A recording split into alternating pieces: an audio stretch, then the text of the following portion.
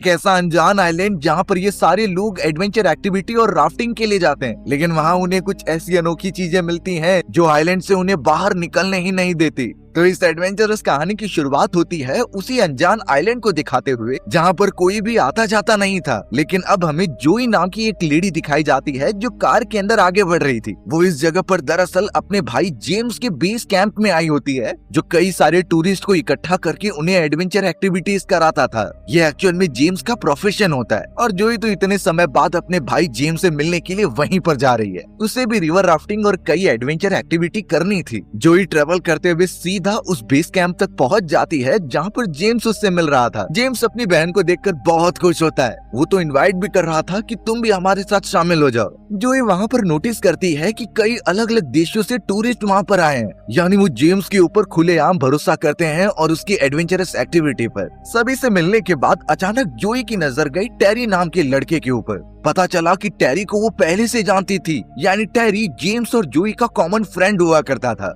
लेकिन कुछ समय पहले जोई और टेरी एक दूसरे से बात करना बंद कर दिए थे। जोई तो बिल्कुल खुश नहीं थी टेरी नाम के उस लड़के को यहाँ देखकर। फिलहाल तो वो दोनों एक दूसरे से बातचीत नहीं करते और कुछ भी नहीं बताते अपने भाई को, जैसे कि जोई और टेरी के बीच में कुछ तो हुआ है और वो बताना नहीं चाहते। फिलहाल जोई टेरी को एकदम इग्नोर करके अपने भाई जेम्स के इंस्ट्रक्शन फॉलो करने लग जाती है। जेम्स सारे टूरिस्ट को बता रहा था कि सबसे पहले वो रिवर राफ्टिंग करेंगे। वो सब वहाँ पर तैयारी करने लगे, तभी जेम्स सभी से फॉर्म पर साइन करवाता है। दरअसल ये एक ऐसा फॉर्म था जिसमें जिम्मेदारी उस टूरिस्ट की खुद ही हुआ करती थी।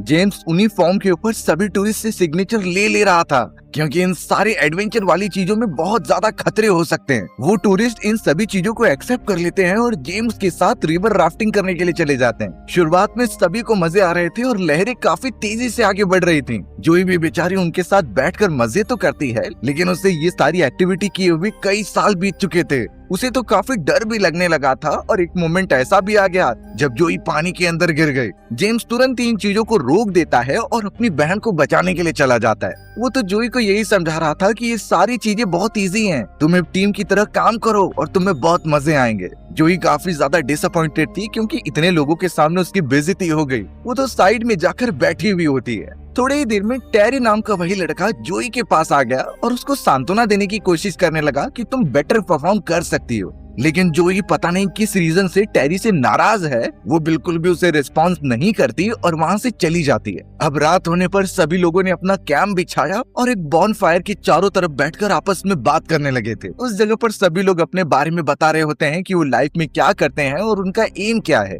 जेम्स यही कहता है कि उसे जिंदगी भर एडवेंचर एक्टिविटी करनी है। वहीं जोई बताने लगी कि वो एक डॉक्टर है और कुछ समय पहले उसका बॉयफ्रेंड भी एक डॉक्टर हुआ करता था, लेकिन अब वो अलग हो चुके हैं। इसलिए जोई चाहती है कि वो और भी ज्यादा फ्रेंड्स बनाए। वो दोनों लड़कियां जिनका नाम स्टेसी और ग्वेन था, वो भी अपने एडवेंचर के बारे में बहुत चीजें बताती हैं। लेकिन जब टेरी की बात आई तो वो एकदम शांत रहता है। ऐसा लग रहा था कि उसका कुछ एम ही नहीं है या फिर वो कोई अजीब सी बातें उनसे छुपा रहा है। खैर इन सारी चीजों के डीप में ज्यादा कोई नहीं जाता और बहुत रात होने पर वो अपने टेंट में सोने के लिए चले जाते हैं। उन लोगों को सुबह जल्दी उठना था क्योंकि और भी एक्टिविटीज बाकी हैं अभी। अचानक स्टेसी नाम की वो लेडी फॉरेस्ट में चली जाती है कुछ काम के लिए। सभी अपने टेंट में मौजूद ही थे, लेकिन थोड़ी देर बाद स्टेसी के चिल्लाने की आवाज आती है। सभी भागते हुए उसके पास चले गए और थोड़ी ही दूरी पर टेरी खड़ा हुआ था। ऐसा लग रहा था कि टेरी स्टेसी के ऊपर नजर रख रहा होता है। सभी लोग जब इकट्ठा होते हैं तो पता चला स्टेसी घायल हो चुकी है। शायद उसका पैर फिसलने की वजह से उसके सर पर भारी चोट लग गई थी। उसके सर से काफी ब्लीडिंग हो रही होती है, इसीलिए जल्द से जल्द उसे मेडिकेशन प्रोवाइड करनी होगी।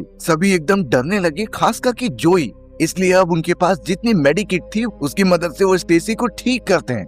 स्टेसी की हालत ब्लीडिंग की वजह से बहुत ही ज्यादा खराब हो चुकी थी। वो तो सीधा बेहोश होने लगी होती है, लेकिन जोई जो पेशे से एक डॉक्टर थी, वो अपने एक्सपीरियंस का यूज करती है उसे ठीक करने के लिए। जेम्स भी जो इस पूरी एक्टिविटी का इंचार्ज था, वो स्टेसी की ऐसी कंडीशन देखकर चौंक जाता है, क्योंकि भले ही उसने फॉर्म साइन करा लिए हैं, लेकिन अगर कोई उसका मेंबर मर गया तो फिर आगे आने वाले टूरिस्ट उसकी टीम ज्वाइन नहीं करेंगे। अब जोई को पता नहीं क्यों टेरी के ऊपर शक हो रहा होता है, क्योंकि जब स्टेसी को चोट लगी थी तो टेरी उसके पास ही खड़ा था। आवाज देने पर टेरी सबसे पहले भाग कर आया। इस वजह से जोई ने अपने भाई जेम्स को कहा कि तुम टेरी को लेकर रेडियो फोन्स लेकर आने चले जाओ, हमें तुरंत कांटेक्ट करना होगा रेस्क्यू टीम को यहाँ लेकर आने के लिए। जब आसपास कोई नहीं होता तो जोई स्टेसी से पूछती है कि आखिर क्या हुआ। स्टेसी एकदम बुरी अवस्था में बता रही थी कि मैं यहाँ पर वॉक करने आई थी, लेकिन टेरी ने मेरे साथ जबरदस्ती करने की कोशिश की और जब स्टेसी ने इसके लिए मना किया तो टेरी ने उसे धक्का दे दिया। यानी इस पूरी चीजों का जिम्मेदार एक्चुअल में टेरी है। जोई ने अभी ये बातें अपने भाई जेम्स को नहीं बताई होती। जब थोड़ी देर बाद जेम्स और टेरी वहाँ पर पहुँचते हैं और बताते हैं कि रेडियो सिग्नल्स काम नहीं कर रहे हैं, तब और भी ज्यादा सोचने वाली बात हो जाती है कि स्टेसी को बचाया कैसे जाए।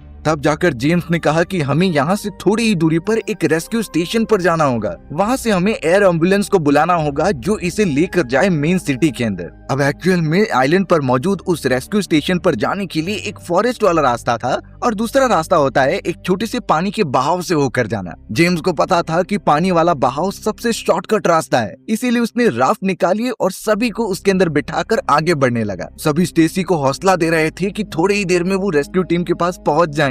जेम्स तो और ज्यादा डरने लगा कि कहीं उसका बना बनाया बिजनेस बेकार ना हो जाए। वहीं जोई लगातार टेरी के ऊपर शक करते जा रही थी और उसे बड़ी अजीब तरीके से देखती है। उस मोमेंट पर हमें पता चला कि टेरी एक्चुअल में एक क्रिमिनल है। उसके ऊपर तो कई सारे चोरी और डकैती के केसेस हो चुके हैं। फिलहाल अभी भी उसकी सजा बाकी है, लेकिन वो जेल से भाग आया।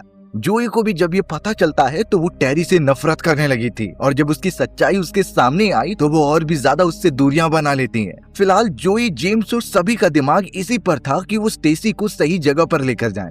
पानी का बहाव और भी ज्यादा तेज होता जा रहा था और एक समय पर तो उनकी बोट एकदम से डिसबैलेंस हो गई थी। जेम्स, जिसे हर एक चीजों की नॉलेज होती है, वो भी इस कंडीशन को संभाल नहीं पाया और अचानक इतनी तेज बहाव आई कि वो बोट ही पलट जाती है। सभी के सभी पानी में गिर गए थे और बेचारी स्टेसी तो तड़प रही थी। जितने भी लोग पानी में थे ट्राई करते हैं कि वो किनारे पर चले आए। जोई, जिसे तैरना अच्छी तरीके से आता था, वो सबसे पहले घायल पड़ी हुई स्टेसी को पकड़ती है और किनारे पर ढकेल कर उसे बाहर निकालती है। बेचारी स्टेसी कुछ रिस्पॉन्स ही नहीं कर रही थी, जैसे उसके बॉडी में बहुत ज्यादा पानी घुस चुका है। जोई सीपीआर देकर उसके बॉडी का सारा पानी निकालने लगी। जेम्स और बाकी बचे हुए साथी भी जैसे तैसे किनारे पर पहुंचते हैं। स्टेसी को तो अभी भी होश नहीं आया था, लेकिन थोड़ी ही देर में जोई का ये लगातार प्रयत्न कामयाब हो जाता है। स्टेसी सांस लेने लगती है और उसके मुंह से पानी भी निकल गया था। टेरी भी जब उस जगह पर आ गया होता है, तब जाकर जोई अपने भाई जेम्स को सच्चाई बताती है। उस साइड में लेकर उसे चली गई और टेरी के बारे में सब कुछ कह दिया। जोई के हिसाब से ये सब स्टेसी ने उसे बताया है और जो बोट अभी पलटी है उसमें भी शायद टेरी का ही हाथ है। ये इसलिए क्योंकि टेरी नहीं चाहता कि हम सब रेस्क्यू टीम के पास पहुंचे और उसका पर्दाफाश हो जाए।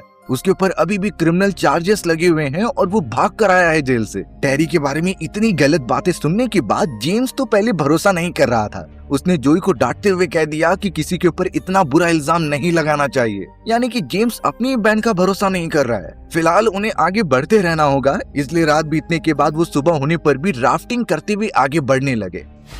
जेम्स का दिमाग इस वक्त सिर्फ यही था कि वो स्टेसी की जान बचा ले, इसीलिए वो जरा भी वेट नहीं करता और अपनी टीम को हाथ चलाते हुए आगे बढ़ते रहने के लिए बोलता है। सुबह का समय हो चुका था तो उन्हें रास्ता बड़े अच्छी तरीके से दिखाई देता है, इसलिए वो बड़ी आसानी से किनारे पर पहुंच गए। यानी यहाँ से फॉरेस्ट के थोड़ी ही दूरी पर वो रेंजर स्टेशन मौजूद है। जेम्स और टेरी जरा भी टाइम वेस्ट नहीं करते और तुरंत ही उतरकर भागने लगते हैं अंदर की तरफ। बाकी सब स्टेसी को संभाल रहे थे और उसे जगाए रखते हैं। अब थोड़ी देर तक जेम्स और टेरी जब आगे बढ़ रहे थे, तभी टेरी जेम्स को रोक देता है। अब वो जेम्स को अपना जस्टिफिकेशन दे रहा था कि मैंने कोई गलती नहीं की, मैं तो सिर्फ स्टेसी को रात के समय समझाने गया था और वो काफी घबराकर खुद ही गिर गई। ना ही टेरी ने कोई जबरदस्ती की होती है और ना ही उसने कुछ जानबूझकर किया। टेरी ने तो ये भी बता दिया कि उसके ऊपर कई सारे क्रिमिनल चार्जेस हैं और वो भागकर यहाँ पर आ गया है। ये इसलिए क्योंकि कई साल पहले ऐसे ही वो बुरे हादसे में फंस गया था। उसकी गलती भी नहीं थी, फिर भी उसे जेल में बंद कर दिया गया। जेम्स टेरी का दोस्त होता है, इसीलिए वो ये सारी चीजें उसकी बात मान रहा था। टेरी तो जेम्स से सिर्फ इतना कहने लगा कि मुझे तुम्हारी मदद चाहिए, मैं इन सब से निकलकर एक नॉर्मल जिंदगी बिताना चाहता हूँ। इस वजह से जेम्स ने टेरी की मदद करने का डिसाइड किया, पर सबसे पहले स्टेसी की जान बचाना जरूरी है। इसीलिए वो तुरंत ही भागते हुए रेंजर स्टेशन की तरफ पहुंचे। स्टेशन पर लगातार आवाज देने के बाद वहाँ से कोई रिप्लाई नहीं आ रहा था, जैसे कोई रेंजर यहाँ पर मौजूद ही नहीं है। फिर बाद में एक कार आती है जिसमें ऑफिसर होता है और फिर जेम्स ने उसे अपने हादसे के बारे में सब कुछ बताया। जेम्स तो एक रेस्क्यू हेलीकॉप्टर की मांग करता है जिसमें स्टेसी को बिठाकर जल्द से जल्द हॉस्पिटल लेकर जाया जाए। वो ऑफिसर इन बातों को समझ गया था और हाई प्रायोरिटी पे मिशन को लेने के लिए बात करने की कोशिश करता है। सबसे पहले उसे रेस्क्यू टीम के लिए कॉल करना होगा, लेकिन जैसे ही वो बात करने के लिए जाता है तभी टैरी फोन उठाकर उसे बात ही करने नहीं देता। टैरी यही कह रहा था कि हमें डायरेक्टली रेस्क्यू टीम को बुलाने के बजाय स्टेसी का इलाज किसी नॉर्मल हॉस्पिटल में करना चाहिए। ऑफिसर और जेम्स तो बार बार कह रहे थे कि फोन दे दो, रेस्क्यू टीम को बुलाना है, पर टैरी काफी डरा हुआ था और वो फोन देता ही नहीं। ये इसलिए क्योंकि अगर रेस्क्यू टीम को बुलाया जाएगा तो थोड़ी इन्वेस्टिगेशन होगी और इन्वेस्टिगेशन में टैरी तो पकड़ा ही जाएगा। वो तो वापस से जेल में नहीं जाना चाहता था।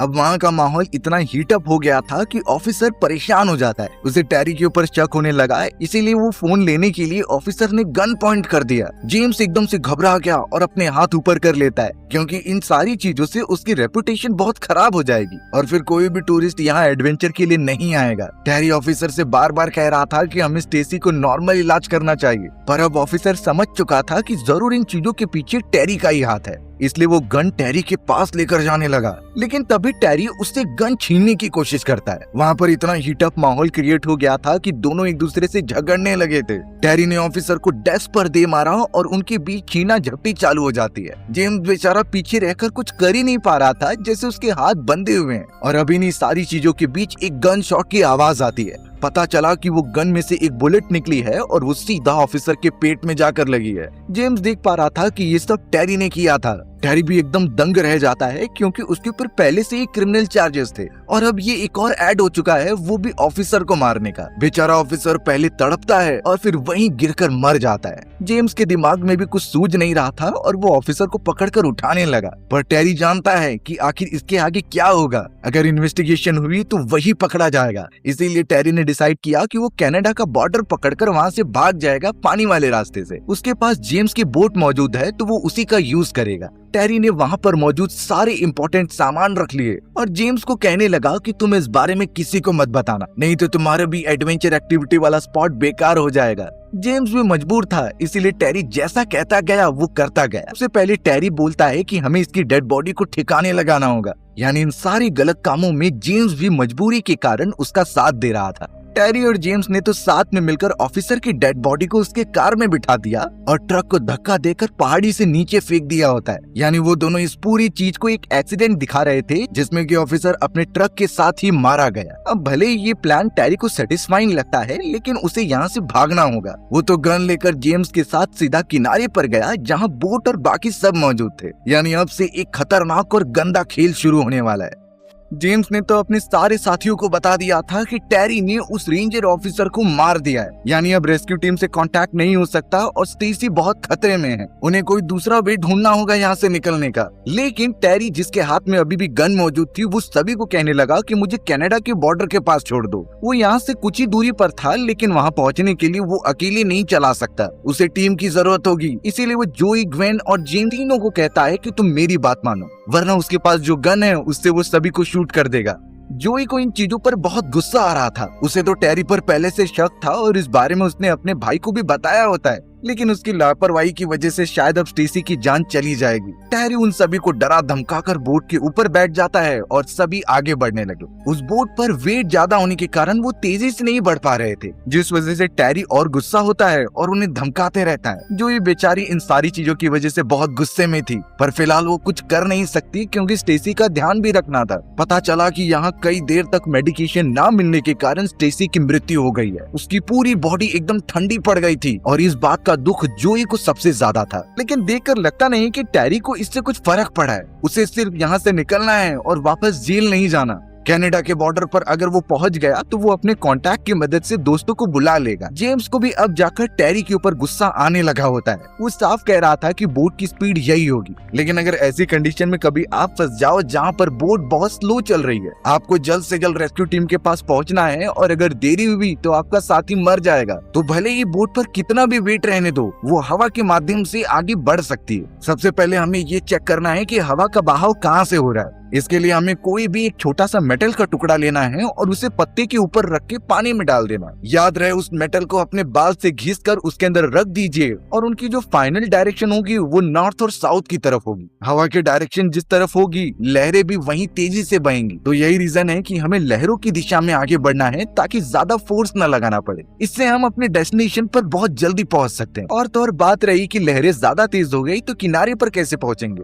तो इस सिचुएशन में हमें डायगोनली ट्रेवल करना होगा। अगर हम डायगोनल तरीके से ट्रेवल करेंगे तो हम एक किनारे से दूसरे किनारे पर पहुंच सकते हैं। सीधे अगर हम आगे बढ़ेंगे तो लहरें हमें अपने साथ ही लेकर चली जाएंगी। लेकिन एक्चुअल में यहाँ किसी का दिमाग काम नहीं कर रहा था क्योंकि स्टेसी तो पहले ही मर चुकी है। अब अचानक उन्हें एक ब्रिज दिखाई देती है जिस पर एक टूरिस्ट आगे बढ़ रहा था। टूरिस्ट की नजर फिलहाल उन पर नहीं गई होती, लेकिन जोई एक रिफ्लेक्शन की मदद से उसका ध्यान आकर्षित करती है। थोड़ी ही देर में वो टूरिस्ट उनकी तरफ देखने लगा और पूछता है कि उस लड़की को क्या हुआ। टेरी एक समय पर घबरा गया, लेकिन उसने कंडीशन हैंडल करते हुए ये बताया कि हमारी फ्रेंड थोड़ी बीमार है, लेकिन टेंशन लेने की कोई जरूरत नहीं, हमारे पास एक डॉक्टर भी मौजूद है और हम इसे हॉस्पिटल लेकर जा रहे हैं। टेरी को लगा कि उसने सब कुछ ठीक कर दिया है, लेकिन ऊपर की तरफ से वो टूरिस्ट बड़े ध्यान से देख रहा था कि वो लड़की बिल्कुल भी रिएक्ट नहीं कर रही है, यानी वो मर चुकी है, इसका उसे अंदाजा था।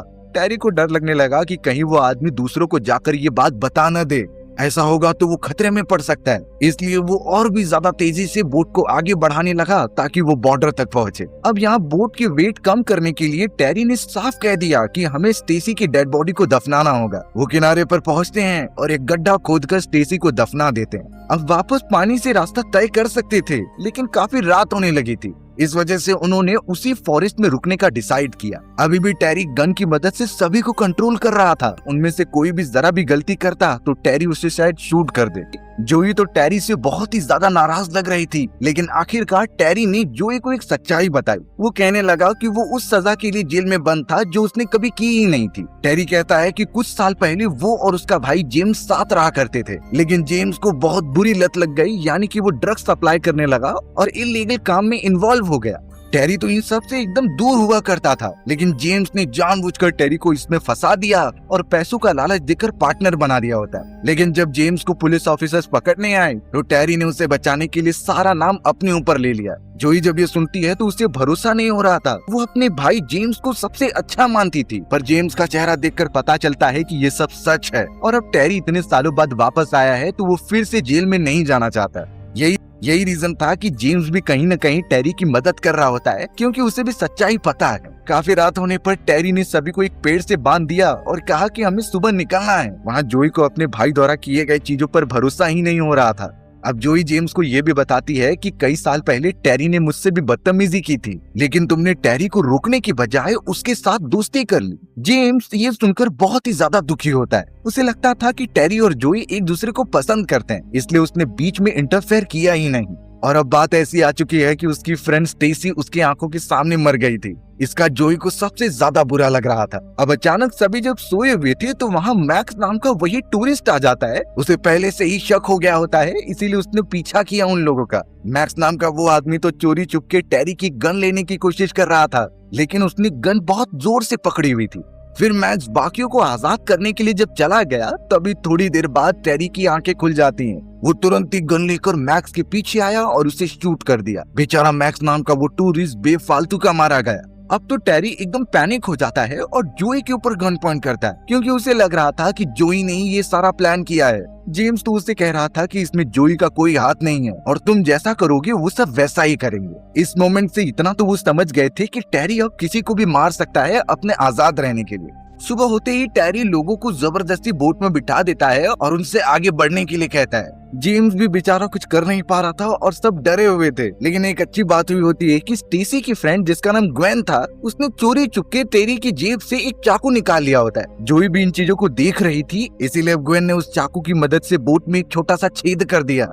ये रीजन होता है कि बोट में से हवा निकलने लगी और अब उसे रोकने के लिए किनारे पर जाना ही होगा। टेरी ने अभी तक कुछ देखा नहीं था, लेकिन उसे शक तो हो ही गया होता है किनारे पर रुकने पर वो जेम्स से कहता है कि तुम इस बोट को ठीक करो, नहीं तो मैं तुम सबको बहुत बुरी तरीके से मार दूंगा। यानी देखकर लग रहा था कि अब टेरी सिर्फ अपने बारे में सोच रहा है। जेम्स अब थोड़ी देर तक बोट को ठीक करने लगा, लेकिन अचानक वो एक स्प्रे लेकर टेरी के चेहरे पर मार देता है। इससे टेरी कुछ देर तक देख ही नहीं पा रहा था और जेम्स उस पर झपट्टा मारने लगा। दोनों के बीच में काफी लड़ाई हो रही होती है और वहाँ ग्वेन ने चाकू की मदद से जोई और खुद को आजाद कर लिया था। वो दोनों तो अब तेजी से फॉरेस्ट में भागने लगे थे। जब वो ट्रेवल कर रहे थे तभी एक गोली के चलने की आवाज आई। जोई जैसे ही पीछे मुड़कर देखती है तो उसे टेरी दिखाई दिया। यानी ये ऑब्वियस बात है कि वो गोली उसके भाई जेम्स को लगी है, लेकिन उसे अपने भाई की बहुत फिक्र हो रही थी। इसीलिए अब जोई और ग्वेन जिनके पास भागने का मौका था, वो तुरंत ही ग्वेन को समझाती है कि तुम आगे जाओ, वो अपने भाई को लेकर आएगी। ग्वेन तो वहाँ से निकल पड़ी, लेकिन जब जोई अपने भाई के पास जा रही होती है, वो मल्टीपल फायर उसके ऊपर करने लगा था। अचानक भागते हुए जोई को एक खाई दिखाई देती है जहाँ नीचे की तरफ पानी था, इसीलिए वो बिना डरे वहाँ से कूद गई। टेरी ने अभी भी फायर किया पर उनमें से एक भी गोली जोई को नहीं लगती। जोई अब सीधा पानी वाले रास्ते से होते हुए किनारे पर पहुंची और अपने भाई जेम्स को देखने लगी। उसके पेट पर गोली लगने की वजह से ब्लीडिंग हो रही होती है और उसका इलाज करना जरूरी था, इसीलिए जोई सबसे पहले अपने भाई को बोट के ऊपर बिठाती है और वहाँ से आगे निकलती है। टेरी भी वहाँ पर पहुंचा, लेकिन अब काफी देर हो चुकी थी। पर टेरी अभी हार नहीं मानता। पता चला कि उस जगह पर कुछ टूरिस्ट आ चुके हैं जो राफ्टिंग कर रहे थे। वो जब वहाँ पहुंचे टेरी के पास तो टेरी ने उन्हें भी मार दिया। वो उनकी राफ्टिंग बोट लेकर अब सीधा पीछा करता है जोई का। वो अब उनकी राफ्टिंग बोट छीनकर जोई का पीछा करता है। पता चला कि थोड़ी ही दूरी पर इतने सारे पथरीले वाले रास्ते हैं और पानी का बहाव इतना तेज हो जाता है कि जोई उसे कंट्रोल नहीं कर पाती। वो मोमेंट ही इतना खतरनाक बन चुका था कि जोई की बोट ही पलट गई और उसका भाई और वो पानी में गिर जाते हैं। जैसे तैसे वो घायल पड़े हुए जेम्स को किनारे पर लेकर आई और उसे उठाने की कोशिश कर रही थी, क्योंकि जेम्स कुछ रिस्पॉन्स नहीं करता। कुछ देर तक जोई अपने भाई के पास ही रही, लेकिन तभी पीछे से किसी ने उसे चाकू मार दिया। ये कोई और नहीं बल्कि खतरनाक टेरी था, जो एकदम कातिल जैसा बन चुका होता है। बेचारी जोई एकदम घायल पड़ी हुई होती है और अब शायद टेरी उसे जान से मारने वाला था। वो नुकीला चाकू लेकर उसकी तरफ बढ़ता है और फिलहाल वो देख ही रहा है कि कैसे टेरी उसकी बहन को मार रहा है। भले ही वो कैसा भी है, लेकिन उसे अपने भाई होने का फर्ज तो निभाना ही होगा। इसलिए कुछ देर तक जब टेरी जोई को पकड़ने की कोशिश कर रहा था, तभी उसका भाई जेम्स के अंदर जितनी भी ताकत थी वो उठकर टेरी को पकड़ लेता है और उठाकर उसके साथ ही पानी में कूद जाता है। पता चला कि वहाँ से पथरीले वाले रास्ते के बाद एक झरना चालू हो रहा था, लेकिन जेम्स ने बिल्कुल भी टेरी को छोड़ा नहीं और उसे लेकर झरने के नीचे कूद गया। पत्थरों से टकराकर दोनों की ही बुरी तरीके से मृत्यु हो गई थी। यानी अब सिर्फ बची है जोई, जिसका इतना ब्लड लॉस हो गया है कि वो हिल भी नहीं पा रही। लग रहा था कि अब वो भी मारी जाएगी, लेकिन तभी ऊपर से कुछ आवाज आती है और पता चला कि वहाँ पर एक रेस्क्यू हेलीकॉप्टर है। उस हेलीकॉप्टर में कोई और नहीं बल्कि ग्वेन होती है, जो यहाँ जोई की मदद करने के लिए आ गई थी। तुरंत ही जोई के ऊपर उनकी नजर पड़ती है और रेस्क्यू टीम उसे वहाँ से उठा लेती है। जोई का इलाज तुरंत ही जारी कर दिया गया ताकि वो एकदम कंफर्टेबल रहे। वो बहुत ज्यादा रो रही थी और ग्वेन को बताती है कि कोई भी नहीं बच पाया। इनफैक्ट उसका भाई जेम्स भी मारा गया होता है। शायद इसके बाद वो दोनों राफ्टिंग वाले एडवेंचर चीजों में बिल्कुल पार्टिसिपेट ही नहीं करेंगे और हमारी कहानी यहीं पर इस तरीके से खत्म हो जाती है। सो व्यूअर्स, अगर आपको मेरा नरेशन 1% भी अच्छा लगा होगा ना, तो वीडियो को लाइक एंड चैनल को सब्सक्राइब जरूर कर देना। मिलते हैं इसी तरीके के मजेदार